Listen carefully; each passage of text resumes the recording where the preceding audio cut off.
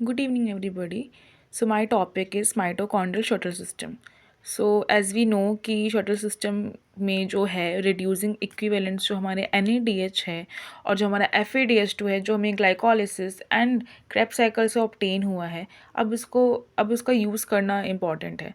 And वो कैसे होगा, उसके लिए हम शटल सिस्टम का यूज़ करते हैं क्योंकि जो NADH एंड FADH2 है वो परमिएबल नहीं है इंटरमेम्ब्रेन माइटोकॉन्ड्रियल मेम्ब्रेन में। सो सिंस वो परमिएबल नहीं है तो इसके लिए शटल सिस्टम से, एंड वहाँ पे दो शटल्स है। एक पहला है aspartate malate shuttle system which is highly efficient than glycerol 3 phosphate shuttle, and ये बहुत इंपॉर्टेंट है ऑक्सीडेटिव फॉस्फोरिलेशन के लिए। So let's see the aspartate malate shuttle system. So if I talk about aspartate malate system, so here the part is, here this is the cytosolic part. ये cytosol है और यहाँ पे ये mitochondrial area है।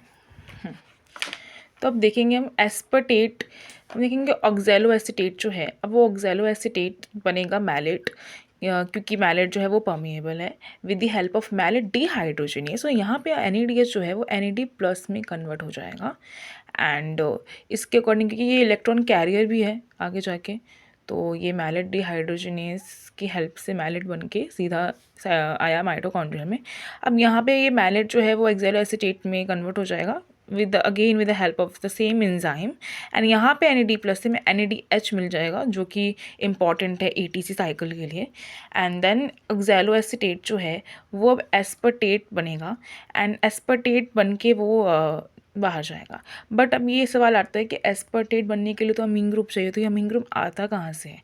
तो यहाँ पे होता है ग्लूटामेट से अल्फा कीटोग्लूटारेट। ग्लूटामेट का डीएमिनेशन होता है जिससे अल्फा कीटोग्लूटारेट बनता है, and the aspartate forms, and then aspartate जाता है बाहर साइटोसोल में, and with the help of aspartate amino transferase it again convert into oxaloacetate. तो और अब यहाँ पे जो हुआ है, अब ये अल्फा कीटोग्लूटारेट ये यहाँ से यहाँ जाएगा, and it will again going to convert into glutamate with the help of aspartate amino transferase, and glutamate यहाँ से आएगा। और ये जो हमें दिख रहा है channel, that is a aspartate glutamate transporter, and this channel is malate alpha ketoglutarate transporter. Now let's see the it's happen in kidney, lungs and heart.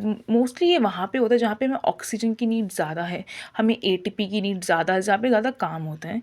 And ये एफिशिएंट इसलिए है क्योंकि जो NADH है वो हमें ETC से 2.5 ATP मिलता है, इसीलिए ग्लिसरोल 3 फॉस्फेट से ज़्यादा एफिशिएंट है.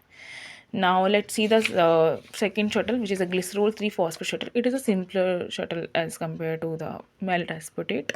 So यहाँ पे क्या होता है कि जो हमारा यहाँ पे है, like this is dihydroxy acetone phosphate and this is glycerol 3 phosphate.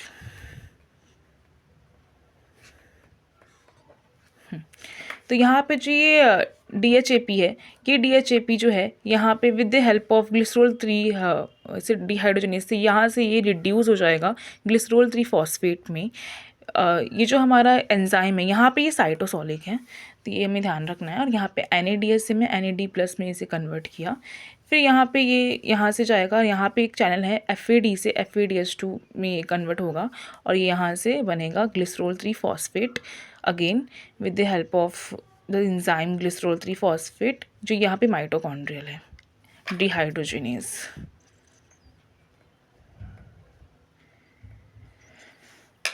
ये मोस्टली मसल्स में होता है, जैसे फास्ट ट्विच फाइबर्स होते हैं उससे, एंड ये हमें ये 1.5 ATP हमें इससे मिलता है FADH2 के साइकिल में जो ETC साइकिल में जाता है.